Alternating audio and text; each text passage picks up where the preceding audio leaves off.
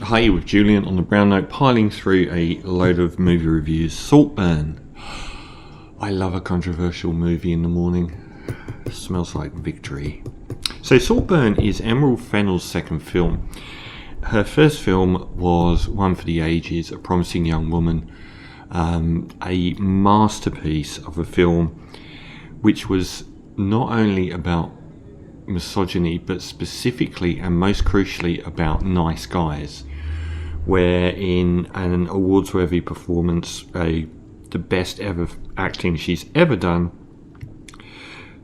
Carey Mulligan starred as a woman that went to nightclubs pretending to be paralytically drunk, and in the opening scene we saw the nice guys saying, she's in so much danger doing this, being drunk in a nightclub, before hitting on her. And when they'd take her home and try and have sex with her, she would suddenly sober up and go, "So you were going to have sex with me even though I couldn't speak?"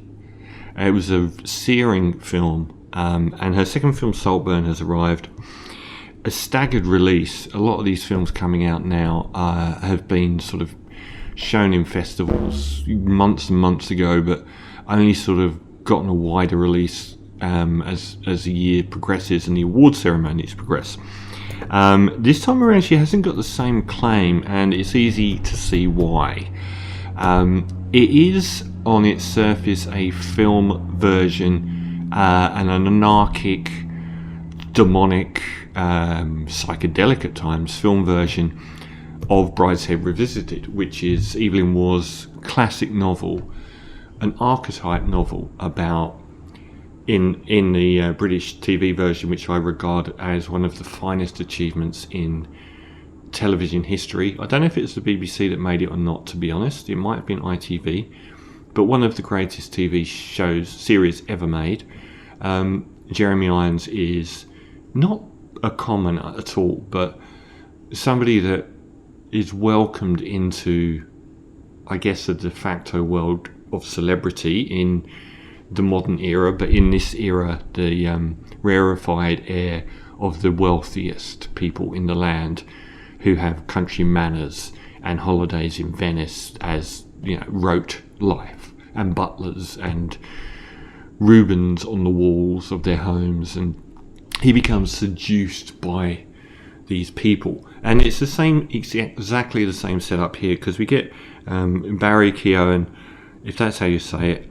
Barry Keoghan is pulled into the world of, who's the guy that plays the Jacob Elordi from Australia, and I think it might even be one of his first films. He's perfectly cast. It's the same setup as Brideshead Revisited. Slightly geeky, awkward guy, goes to Oxford University, isn't from the highest echelons of wealth, befriends somebody that is at the very top of the ladder, and is invited to spend the summer at their country manor, where he finds this very eccentric, uber wealthy family who are virtually on the same tier as royalty, and becomes seduced by them. And he also becomes seduced by the eccentric characters of the family.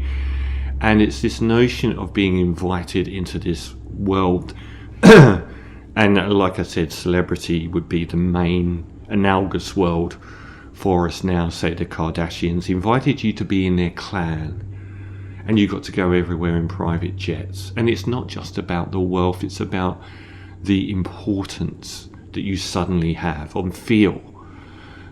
So he befriends the Felix Cotton character. Barry Keoghan goes to Oxford University, befriends the Jacob Elordi actor playing the character Felix Cotton, and they form a bond, which in Barry Keoghan's case is desperate love and adoration for this very tall, handsome, popular guy who is also part of this dynastic family. And he gets invited due to the fact that his dad dies, and his parents are both, Barry Keoghan's parents are both addicts. The Felix Cotton character takes him under his wing, feels sorry for him. They form a bond based on mutual honesty about things. Very important point, that. And he goes to the country manor where he meets the family of Felix, which includes, great to see Richard E. Grant in a film like this as well, and also Kerry Mulligan as a family friend and drug addict and mental health case. She's terrific as well. It's a shame her role isn't in the film longer, but mainly Rosamund Pike as Lady Elspeth. Great name, Elspeth. And also the Archie Madakui character of Farley, who is an adopted son. He's the cousin of the Felix character, whose own mum has gone off the rails completely and disappeared into America and married the wrong people, and he's grown up alongside this family, and he's terrific as well. So Barry is ostracised by particularly by that Archie Madakui character as being an outsider and scum and common and everything else, but welcomed by everyone else. The main character being Rosamund Pike's awards-worthy, obviously an Oscar nominee here, as is Barry Keoghan. Her Lady Elspeth character is magnificent. One of these people that is just jaw-droppingly awful and compellingly wonderful at the same time. I love Rosamund Pike ever since Gone Girl, one of my favourite female characterisations this century, and this is nearly approaching the equal. So from that point, we get Barry sucked into this world of opulence and importance on a level with fame, and then tragedy starts stacking up, which I won't go into. It's at this point where the film changes, and it changes from being Brideshead Revisited, because Brideshead Revisited was about 10 parts, the TV adaptation. This would be part 1, which is when the Jeremy Irons character goes and spends the summer with the very wealthy family. That's the entirety of this film, mostly 90% of it. Whereas Brideshead actually goes through the years up until middle age, following the lives of these people all the way through.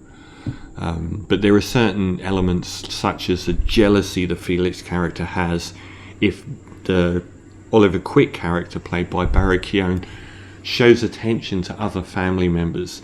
He wants him as his pet. That isn't as well defined as it is in Brideshead, where it's a very important element of the plot. He's desperate that he's not outshone by his own family, and that his best friend will be his best friend only, to the point of being a pet. That's the same here, it's just not as well defined. But after that, when the tragedies start, it's clear that this film actually is 50% Brideshead Revisited and 50% the talented Mr. Ripley.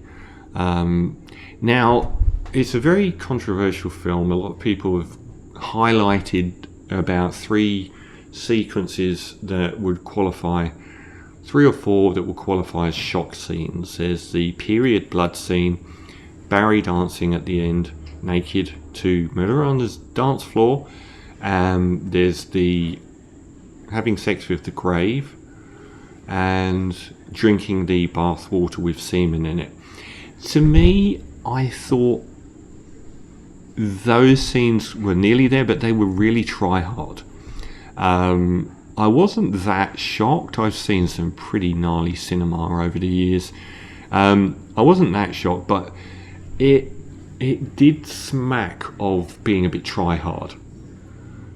It's almost like they came up with the ideas and were like, this will shock them. I thought the famed sequence at the end of Barry dancing with his pecker out was good.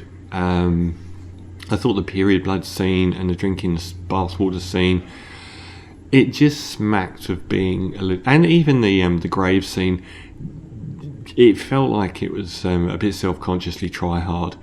Now, this isn't as good a film as A Promising Young Woman, because it's not written as well. The characters remain very superficial throughout, which is a shame, because the acting is uneven, and sometimes it's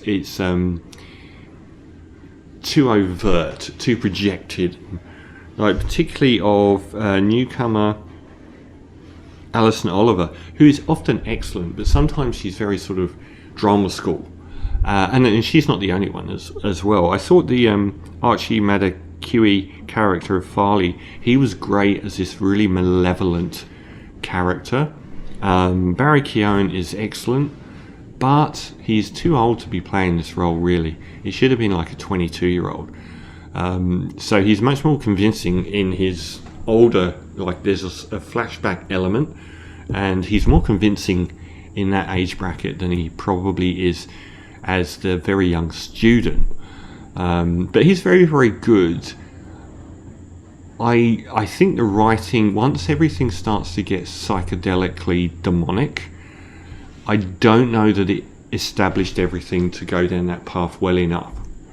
And there are quite a few contrivances along the way to get there, so, which I found a bit distracting and a bit trite, that they, some of it worked and some of it was a bit convenient that everything slotted into place to make the second half of the film and the twist, or the last third of the film with the twist, to make everything happen and line up. It was almost like Emerald Fennell worked backwards, saying that this is where we want the character at the end, and this is where we want the character at the start. At the start, it feels like she's working forward and developing. But in that last third, where everything gets very nasty and dark, and the true film emerges, it feels like she worked backwards. It's like, this is where I want the character at the end, and she can't quite, it's like joining up a tunnel. It's like she can't quite join up those two pieces effectively. And again, the characters themselves rarely get past being superficial, surface level noise. There's certainly no commentary at all on class. Brideshead was loaded with so much subtle and interesting commentary on class and religion and everything else, but there isn't really any here. It sort of ends up functioning like a murder mystery more than anything else. Rosamund Pike is utterly magnificent.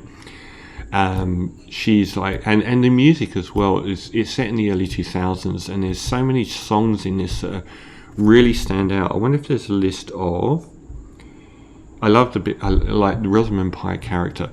She comes into one scene, she always has to be the centre of attention, no matter how rude she is. And Barry Keoghan and her share a wonderful scene at a dining table after a death, where they have small talk over the top of everyone, which is I thought it's brilliant acting. But she comes into this scene where the kids are all hanging around, and forces herself to be the centre of attention by saying about how she knew everyone in Britpop, and how appalled she was that people thought that she was the superficial character that Jarvis Cocker sang about in Common People, because one, she wasn't Greek, and two, she didn't have a thirst for knowledge because she never wanted to know anything. I thought there was she had so many great lines. Have we got some tracks on here? No. There's a lot of great You're Gorgeous, if you remember that song. There's a lot of great sort of early 2000s post-Britpop music on here, which I thought was wonderful. So it is definitely well worth watching, because it's provocative and it's beautifully shot and very well soundtracked. So it's almost worth it for those elements alone. It can get a bit tiring. Like I think it's sometimes it's well paced, because I was getting a bit bored of Barry Keoghan at university, and then we get the Rosamund Pike character, and then when I was bored of that sort of part of the film, we get the stuff that's happening at the end, which reframes him and everyone else around him. So that's well paced, but I was failing a bit to keep my interest up, and it's hard when the characters aren't developed beyond your initial meeting of them. So overall, it's another interesting film from Emerald Fennell, with some, at least 2 awards-worthy performances from Barry Keoghan and Rosamund Pike, who's amazing. I just don't think it's got as much a reason to be. A promising young woman, flaws and all, had such a reason to exist. And given they don't really engage in social critique or class structure or anything that much in this, and that the characters themselves are archetypes are not really that interesting. I don't think this has got much of a reason to exist other than to, be a bit of a shocking version of Brideshead mashed with talented Mr. Ripley. So I'm going to give it a 7.5 out of 10 for Saltburn.